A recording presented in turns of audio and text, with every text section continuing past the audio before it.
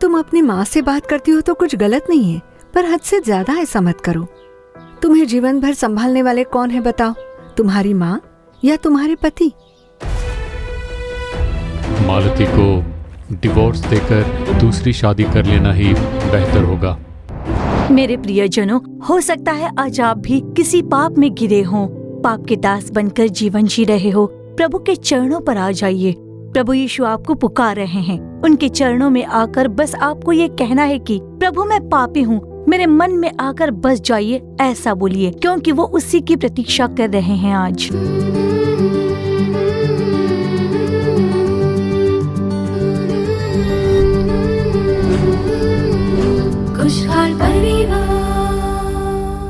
खुशहाल परिवार के प्यारे दर्शकों को प्रभु यीशु मसीह के महान नाम में हमारा प्रेम भरा अभिवादन। फिर से इस खुशहाल परिवार कार्यक्रम के द्वारा आपसे मिलकर हमें बहुत खुशी होती है।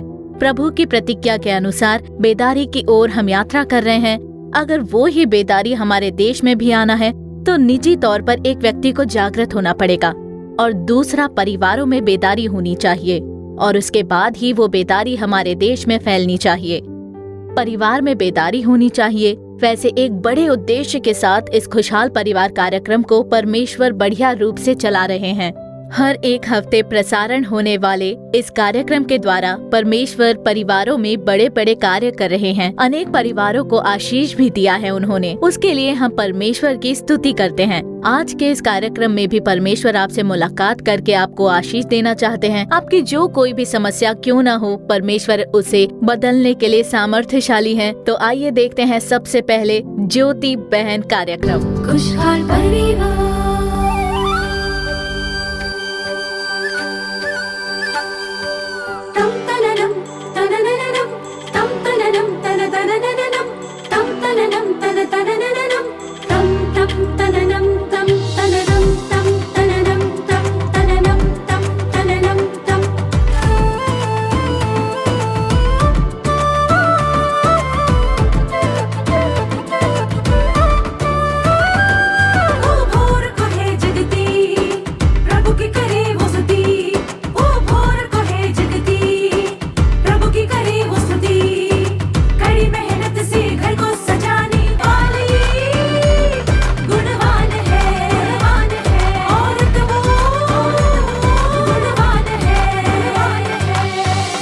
ज्योति बहन,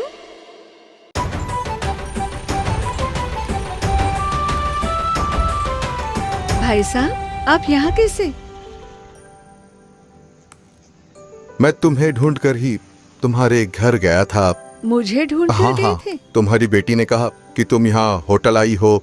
हाँ भाई साहब, एक परिवार को सलाह देनी थी। आप किसी को बताइए मत, होटल पहुँच जाइए, खाने पर ही बात करेंगे ऐसा कहा था। तो अभी उन्हीं से बात करके आ रही हूँ। क्यों, क्या हुआ? कोई समस्या है भाई साहब? इतनी हड़बड़ाहट में आप मुझे ढूंढ कर आए हो और आप शायद घर भी गए थे और यहाँ तक ढूंढ कर पहुँच गए। क्या कोई बड़ी समस्या है?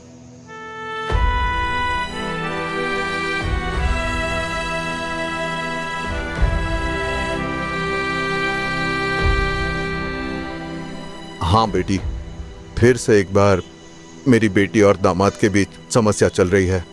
फिर से समस्या? हाँ, और इस बार बात थोड़ी गंभीर हो गई है। बात क्या है भाई साहब?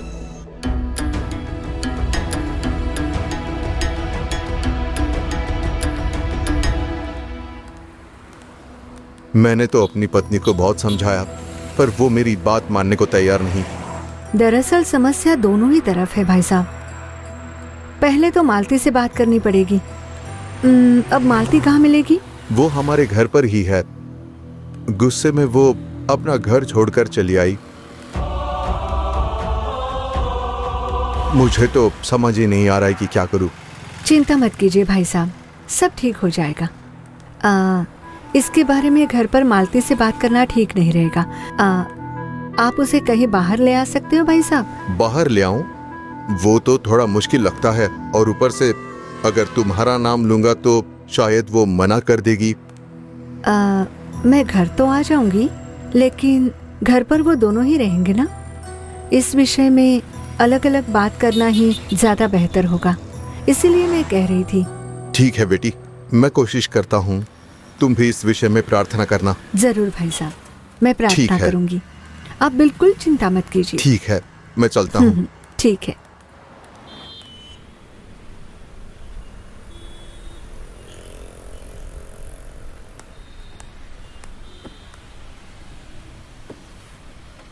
क्या बात है मालती, तुम तो काफी दिनों से अपनी माँ के घर ठहर गई।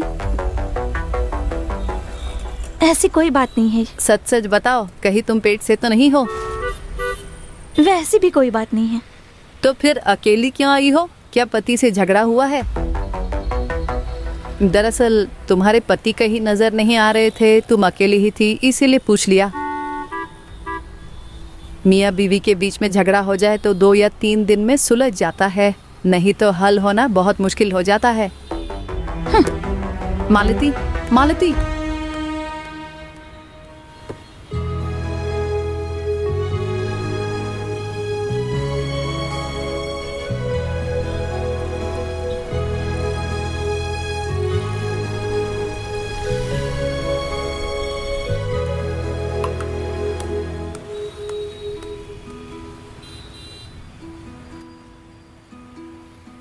कैसा है भाई? मैं बिल्कुल ठीक हूँ। मैंने सुना कि तुम्हारी और तुम्हारी पत्नी के बीच समस्या है। किसी और के साथ कोई चक्कर तो नहीं है तुम्हारा? नहीं नहीं, वैसी कोई बात नहीं।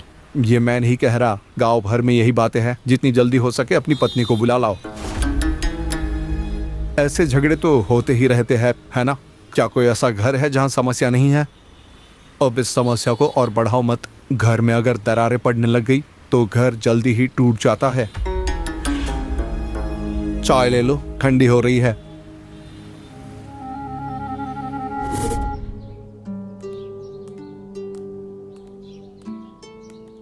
दीदी, आप यही कहने वाली है ना कि मेरा अपनी माँ के साथ बातचीत करना गलत है? पिताजी ने बताया तभी मैं जान गई थी। दरअसल मैं आपकी बहुत इज्जत करती हूँ और इसीलिए तो पिताजी के बुलाते ही मैं यहाँ आ गई। पर मुझे भरोसा है कि अब दूसरों की तरह सलाह नहीं देंगी। तुमसे किसने कह दिया कि मैं तुम्हें सलाह देने वाली हूँ? आओ, चलकर वहां बैठो।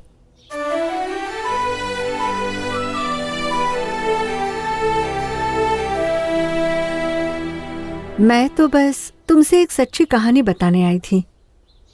मैं इस परिवार को बहुत अच्छी तरह जानती थी और उस परिवार में एक खूबसूरत लड़की थी और उसकी बड़ी धूमधाम से शादी भी हुई।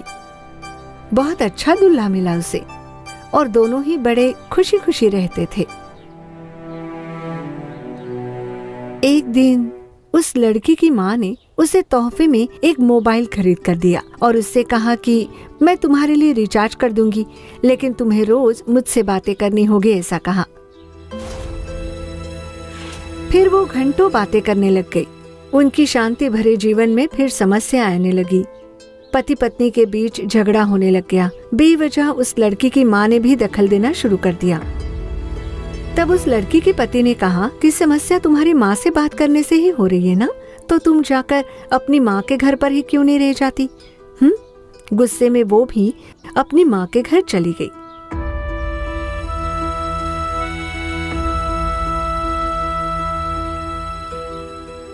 फिर पता है क्या हुआ? आज भी वो लड़की अपने माँ के घर पर ही है।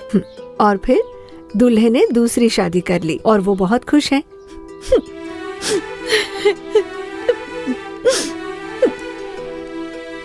अब तो उस लड़की की माँ भी उस लड़के से बात नहीं करती। पिछले ही हफ्ते उस लड़के ने सुसाइड अटेम्प्ट किया। बहुत मुश्किल से उसे बचाया गया। जानती हूँ मैं क्यों बता रही हूँ? मालती, बाइबल में लिखा है, हे राजकुमारी सन, अपने लोगों और अपने पिता के घर को भूल जा और राजा तेरे रूप की चाह करेगा। तुम अपनी माँ से बात करती हो तो कुछ गलत नहीं है, पर हद से ज्यादा ऐसा मत करो। तुम्हें जीवन भर संभालने वाले कौन है बताओ? तुम्हारी माँ या तुम्हारे पति? मुझे नहीं पता तुम्हारी माँ तुमसे क्या बात करती है, लेकिन कई सारे परिवारों में माँ अपनी बेटी को हमेशा गलत सलाह ही देती है। मालती, तुम्हें समझदारी से काम लेना होगा। घर को बनाने वाली तुम ही घर को तोड़ मत देना। अगर तुम्हारे पति ने किसी और से शादी कर ली तो क्या तुम सहन कर पाओगे? दीदी, मुझे माफ कर दीजिए दीदी। मैं अभी अपने पति से मिलने जा रही हूँ।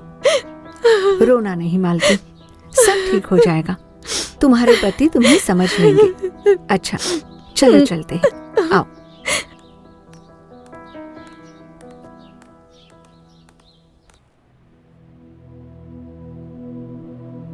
किसी और के साथ कोई चक्कर तो नहीं है तुम्हारा?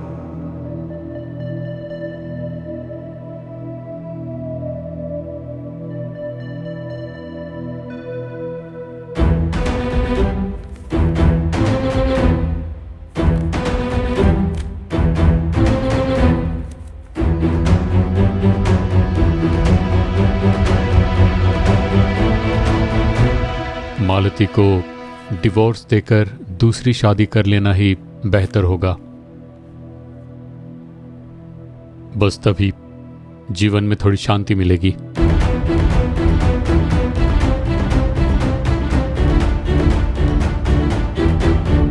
खुशहाल परिवार।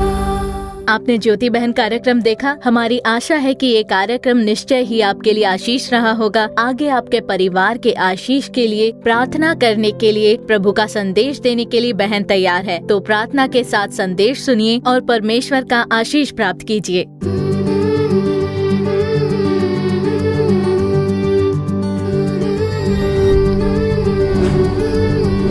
खुशहाल परिवार।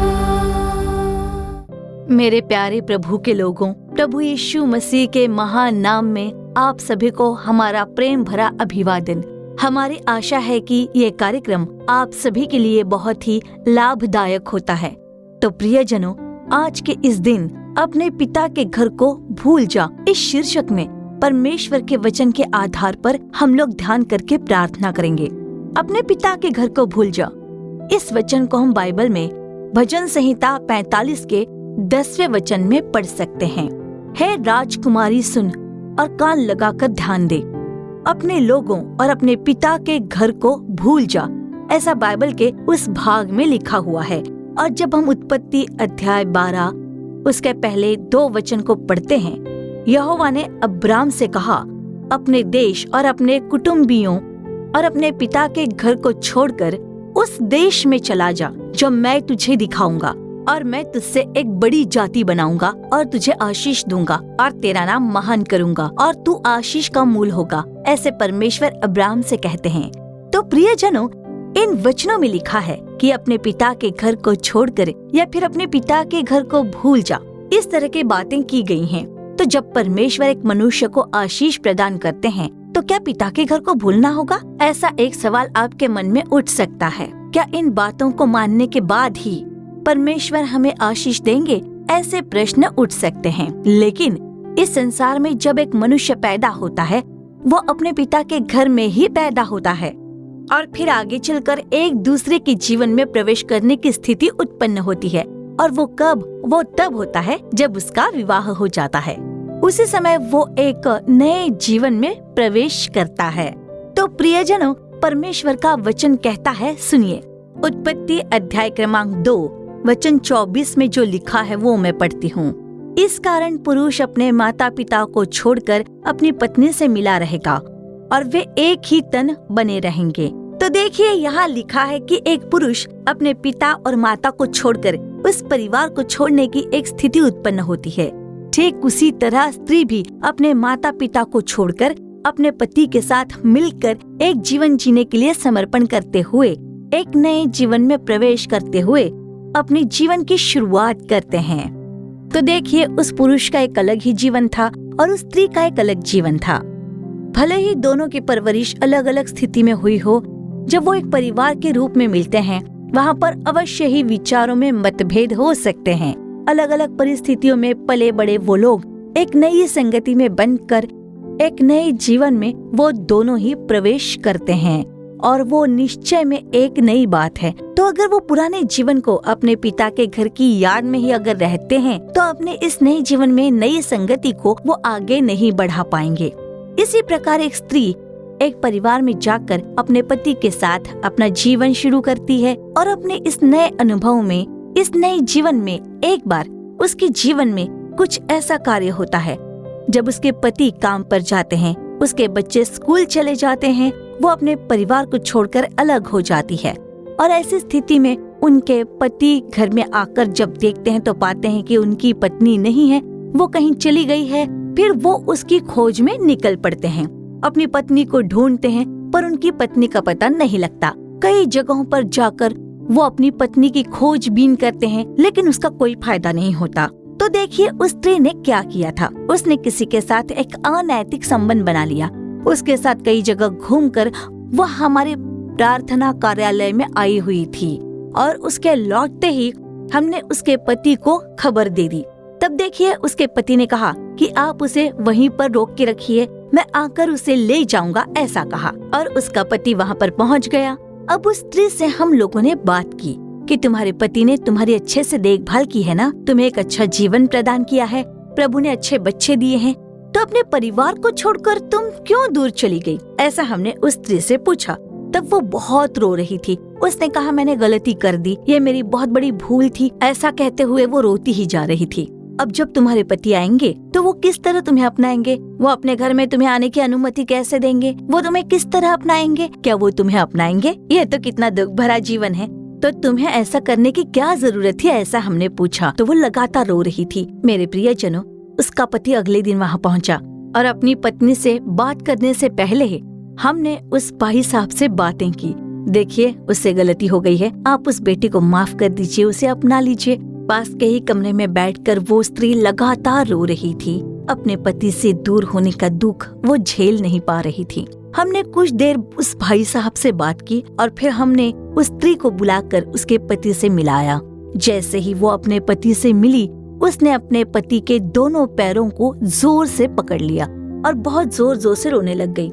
आप मुझे ठुकरा मत दीजिए, मुझसे बहुत बड़ी गलती हो गई, मैंने पाप किया है, पर आप मुझे ठुकराइए मत, ऐसा उसने कहा। मुझे अपना लीजिए, भले ही आपके घर में आप मुझे अपनी पत्नी का दर्जा मत दीजिए, लेकिन फिर भी कृपया आप मुझे एक नौकरानी के रूप में अपने घर ले चलिए। ऐसा कहकर वो स्त्री आंसू बहाकर रो रही थी। कुछ देर के लिए उनके पति के मुंह से एक शब्द भी नहीं निकला। बहुत देर तक अपनी पत्नी को रोता हुआ देखकर उन्होंने कहा चलो घर चलते हैं, ऐसा कहकर ले गए। तो हमारे प्रियजनों, बताइए इस बात से आप लोगों ने क्या सीखा है? शादी के बाद अपने पति के साथ एक नए जीवन की शुरुआत करने के लिए, वो अपने मन में खुशी को लिए, एक खुशहाल जीवन के लिए अपने पति के साथ उसने घर में प्रवेश किया है। लेकिन उस घर से बाहर निकलने के लिए क्या वजह थी, क्या कारण था? वो खुद ही उसकी वजह थी। और यही परमेश्वर का वचन भी कहता है, अपने पिता के घर को भूल जा, मतलब शारीरिक जीवन को भूल जा। ऐसा वहाँ परमेश्वर कहते हैं, इस पाप के जीवन को भूल जा। शारीरिक क्रिया का नाश करना ही पड़ेगा और उस शारीरिक क्रिया का नाश करने के लिए ही प्रभु कहते हैं, शारीरिक क्रियाओं का नाश हुए बगैर आत्मा के कार्य मतलब आत्मा के फल हमसे प्रकट नहीं हो सकते। और यही हमने उस बेटी के जीवन में भी देखा है। प्रियजनों, हमारे जीवन में भी ऐसे ही शारीरिक कार्य मतलब पुराना जीवन, पिता के घर का जीवन, एक शारीरिक जीवन का नाश होना चाहिए। उसे भूलना होगा, छोड़ देना होगा। जब इन कार्यों को आप छोड़ दोगे तभी हमारे अंदर से आत्मा के फल प्रकट होंगे। दूसरी बात, जब वो अपने पति के साथ उस घर में दोबारा लौटती है तब उसकी स्थिति क्या थी? वो एक पश्चाताप के साथ लौटती है, अपने आप से पश्चाताप करते हुए, पति से माफी मांगते हुए लौटती है। क्या वो दोबारा वैसी गलती करेगी? कभी नहीं करेगी। हमारा भी एक दूल्हा है, हमारे भी एक परमेश्वर है। हमारे पापों की क्षमा के लिए, शारीरिक क्रियाओं के नाश के लिए हमारे लिए एक दूल्हा है। वही है परमेश्वर यीशु मसीह। कलवरी के क्रूस पर उन्होंने खुद की बलि दे दी। हमारे पापों को, हमारे शापों को क्षमा करने के लिए उन्होंने क्रूस पर बलि दे दी और अपना जीवन दे दिया। आज हमने किसी भी तरह का पाप किया हो, हमारी शारीरिक क्रियाओं को प्रकट किया हो, या हम किसी पाप में गिरकर बुरी तरह फंस गए हों, दूल्हे यीशु मसीह के पास आकर ठीक उसी तरह जैसे उस स्त्री ने अपने पति से माफी मांगी, ठीक उसी तरह प्रभु के चरणों में गिरकर प्रभु मैं पापी हूँ, मेरे पापों को क्षमा कर दीजिए, मेरे मन में आ जाइए, अपने लहू से मुझे शुद्ध कर दीजिए। ऐसा जब मांगोगे तब दूल्हा यीशु हमारे लिए जिसने अपने जीवन को त्याग दिया, वही प्रभु यीशु आपको अकेला नहीं छोड़ेंगे। अपने बच्चों के रूप में प्रभु हमें अपनाएंगे बड़े ही प्यार से। जिस तरह अपने पति के साथ वो स्त्री अपने घर लौटी, ठीक उसी तरह फिर से प्रभु यीशु के साथ एक नया जीवन जीने के लिए हमारे लिए महिमा युक्त जीवन है। वही पवित्र जीवन है, खुशहाल जीवन है, आनंद से भरा जीवन है, प्रभु यीशु के साथ जीने वाला जीवन। और इसलिए प्रभु यीशु मसीह कहते हैं, तुम्हारा पुराना जीवन, पहला जीवन, संसारिक जीवन, अपने पिता के जीवन को भूलकर अपने पति, अपने दूल्हे के साथ एक बहुत ही प्यारा जीवन जीने के लिए प्रभु हमारा मार्गदर्शन कर रहे हैं। वो हमें यही सिखाते हैं। तो प्रियजनों, आज भी आप लोग किसी एक पाप में पड़कर एक दासत्व का जीवन जी रहे हो, परमेश्वर के चरणों में आइए। प्रभु यीशु आपको बुला रहे हैं। उनके चरणों में गिरकर आपको बस इतना ही कहना है कि प्रभु मैं पापी हूँ, आप मेरे मन में आ जाइए, ऐसा बोलिए। वो यही सुनने का इंतजार कर रहे हैं। हे बोझ से दबे हुए लोगों, तुम मेरे पास आओ और मैं तुम्हें विश्राम दूंगा। ये बोझ क्यों सहते हो, ये तकलीफ क्यों सहते हो? प्रभु के चरणों में आ जाइए। प्रभु यीशु के साथ जीने वाला जीवन ही एक बहुत ही प्यारा जीवन है। हम लोग आंखें बंद करके प्रभु की उपस्थिति में प्रार्थना करेंगे, अर्पण के साथ प्रार्थना करेंगे। हे प्यारे परमेश्वर, इस अच्छे समय के लिए हम आपकी स्तुति करते हैं। इस संदेश को सुनने वाले हर एक लोगों के लिए हम लोग प्रार्थना करते हैं। अपने पिता के घर को भूल जा, ऐसे पवित्र शास्त्र में लिखा हुआ है। अब्राहम से भी आपने कहा था कि उस देश में चला जा जो मैं तुझे दिखाऊंगा और मैं तुझे आशीष दूंगा, ऐसा आपने कहा था। और ऐसे ही एक महान बुलाहट के लिए आप अपने बच्चों को बुलाकर अपने बच्चों को आशीष देना चाहते हैं मेरे पिता। इसलिए तो इन वचनों के द्वारा आप अपने बच्चों से बात कर रहे हो प्रभु। आज वो पुराना जीवन, वो पहला जीवन और सांसारिक जीवन, वो सारी क्रियाएं आपके बच्चों को छोड़कर दूर हो जाएं। वो दुष्ट क्रियाएं दूर हो जाएं, वो सांसारिक क्रियाएं नष्ट हो जाएं। हे प्रभु, आत्मा के वो फल आपके बच्चों में प्रकट हो जाएं। जो कोई भी आकर कलवरी की क्रूस के आगे, उस दूल्हे के आगे, मुझे भी प्रभु मुझे क्षमा कर दीजिए, मेरे पापों को क्षमा कर दीजिए, मेरी शारीरिक क्रियाओं को माफ कर दीजिए, मुझे ये नहीं चाहिए, ऐसा अर्पण कर रहे हैं। उन्हें आप अपना लीजिए परमेश्वर। आपकी उपस्थिति में आपके बच्चे बना लीजिए प्रभु। उनके साथ रहकर उनका मार्गदर्शन कीजिए। आपकी उपस्थिति में आपके बच्चों को अर्पण करते हैं। आपने जिम्मेदारी उठाई है, उसके लिए आपका धन्यवाद। सारी महिमा आपको देते हैं। यीशु मसीह के नाम में प्रार्थना करते हैं मेरे अच्छे पिता। आमीन आमीन।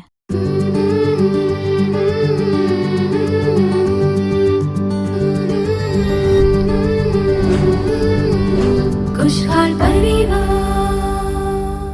तो प्रियजनों, हमारी आशा है कि आज का ये कार्यक्रम आपके लिए आशीषित रहा होगा। आपने जो भलाई और आशीष को पाया है उसके बारे में हमें जरूर बताइए। आपकी जो भी प्रार्थना विनती है उसे हमें जरूर बताइए, ईमेल के द्वारा या चिट्ठी के द्वारा बताइए। आप लोगों के लिए प्रार्थना करने और सलाह देने के लिए हमारे भाई मोहन सी लाजरस और प्रभु के दूसरे दास तैयार हैं। हमारे जीसस रिडीम्ड सोशल मीडिया के अन्य कार्यक्रमों से जुड़ना मत भूलिए। विशेष करके आओ प्रार्थना करे कार्यक्रम देखना ना भूलें। फिर अगले कार्यक्रम में आपसे मुलाकात होगी। तब तक प्रभु की महान कृपा आपके संग बनी रहे। For further details and prayer support, contact Jesus Redeems Ministries, Nallumavadi, Tuticorin District, 628211. Our phone number 04435454545. Email info@jesusredeems.org. Our website www.jesusredeems.com. God bless you.